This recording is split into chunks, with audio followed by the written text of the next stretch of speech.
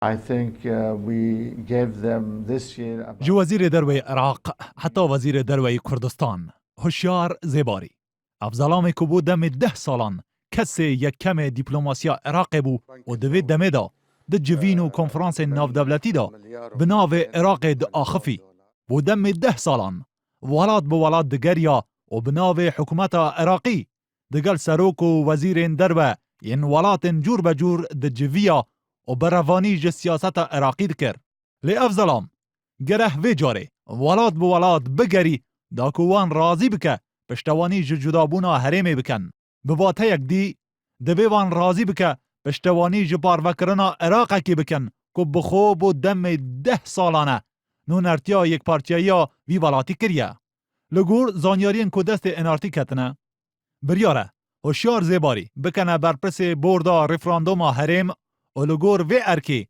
دبیت سروک شاندا دیپلوماسی جبوی بدست و اینانا پشتوانیا ولاتان دا کو پشتگیریا پرسا رفراندوم و هر وسا سرخابونا حریمه بکه.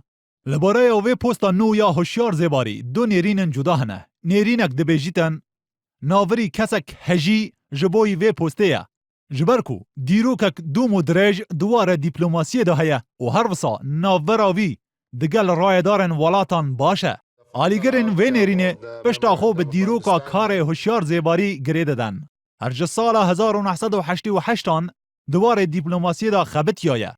لسال 1989 نونرتیا برای کردستانی ل اروپا کریه و هر وسا ل 1988 حتی 2003 برپس پیوندین در و یه پارتا دموکراتا کردستانی بویه. سال 1999 سروک پیوندی ناو دولتی یا اپوزیسیون عراقی بویه. ل 2003 حتی 2014 جی وزیر درو عراقی بویه. لگور وی ازمونا کوهیه هندک دبیجن هوشیار زیباری دشیتن کسک هجی جبوی رازی کرنا ولاتان ببه دا که پشتوانیا رفراندوم انکو راپرسیا حریمه بکن. لیده هم بردا هندک برواجو یا وید فکرن او دبیجن هوشیار زیباری کسک هجی جبوی وی پوستین نینه. هو الحد الآن التوجه مو مع الانفصال. بنیرین آوان کسک که بود دم 10 سالان وکو وزیر دروی عراقی ده جوین و کنفرانسان دا نو نرتیا یک بونا عراقی کریه دنها دا نشیتن و نکاره بالا ولاتان را بکشی دا که پشتوانی جه پرچبونا عراقی بکن. هر ورنگ آلیگر نیرینا دو هم بحثا وینجی دکن.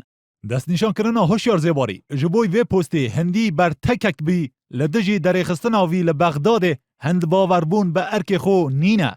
جبلی ویجی دست نشان کرنا ناوری بو وی پوستی دبه صدما وی یکی که آلین عراقی ادی باوری به کار بدستین کرد لبغداد نه اینن بواته یک دن یه عراقی ببیجن.